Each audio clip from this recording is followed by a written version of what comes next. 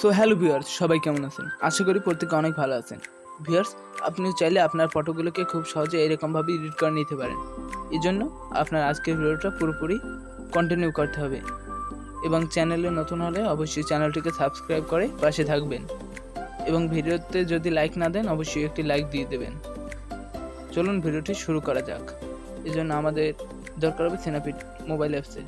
Google play store থেকে আমরা খুব সহজে এই অ্যাপসটি ডাউনলোড করে নেব। আমরা অ্যাপসটি সার্চ করলাম, সার্চ করার পর দেন আমার অ্যাপসটি ইতিমধ্যে ইনস্টল করা আছে, আপনারা ইনস্টল করে নেবেন। দেন আমরা ওপেনে ক্লিক করতে হবে, ওপেনে ক্লিক করলাম, করার পর দেন প্লাস আইকনে একটা ক্লিক করব। প্লাস আইকনে ক্লিক করে আমরা যে ফটো এডিট করবো সেই ফটোটি সিলেক্ট করে নিচ্ছি। আমরা এই ফটোটি সিলেক্ট করলাম, এই ফটোটি এখন এডিট করবো। এডিট করার জন্য নিচে টুলস অপশন, নিচে এই টুলস অপশনে একটা ক্লিক করলাম, করার পরে দেন হালকা একটু স্ক্রল করলাম নিচে, করার পরে ডবল এক্সপোজার ক্লিক করলাম, করার পরে নিচে ইমেজ প্লাস আইকনে একটা ক্লিক করলাম, করার পরে দেন আমরা একটা ব্যাকগ্রাউন্ড ইমেজ নেব। এই ব্যাকগ্রাউন্ড ইমেজটি সিলেক্ট করে নিচ্ছি। দেন এই ব্যাকগ্রাউন্ড ইমেজের লিঙ্ক আমার ভিডিও ডিসক্রিপশন বক্সে দেওয়া আছে, চাইলে ওখান থেকে ডাউনলোড করে নিতে পারেন। ব্যাকগ্রাউন্ড ইমেজটি সিলেক্ট করার পর দেন আমরা এটা সঠিক অবস্থানে বসিয়ে নিই। আমরা একটু উপরের দিকে বসিয়ে নেওয়ার পর অপাসিটিটা হাই করে দেব। অপাসিটিটা হাই করার পরে দেন টিকমার্কে একটা ক্লিক করে নিচ্ছি। দেন টিকমার্কে একটা ক্লিক করে নিলাম, করার পরে দেন উপরে তীর চিহ্নের আইকনে একটা ক্লিক করে নিচ্ছি। উপরে তীর চিহ্নের একটা আইকনে ক্লিক করার পরে দেন ভিউ এডিটসে আর একটা ক্লিক করে নিচ্ছি।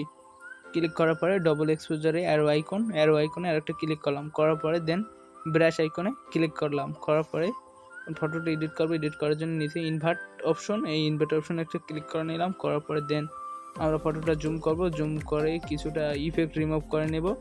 দেন আমরা ফটোটা থেকে কিছু ইফেক্ট রিমুভ করে নিচ্ছি।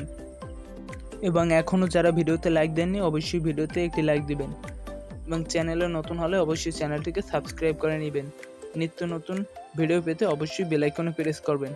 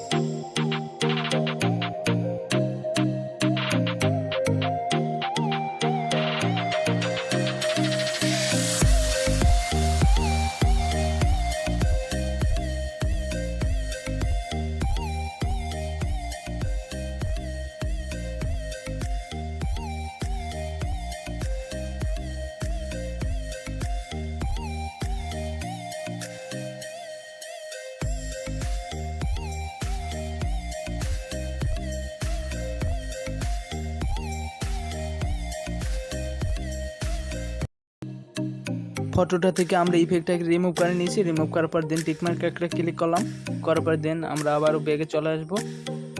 দেন ব্যাগে চলে আসলাম, আসার পর ফটোটা সেভ করার জন্য এক্সপোর্ট অপশনে ক্লিক করব।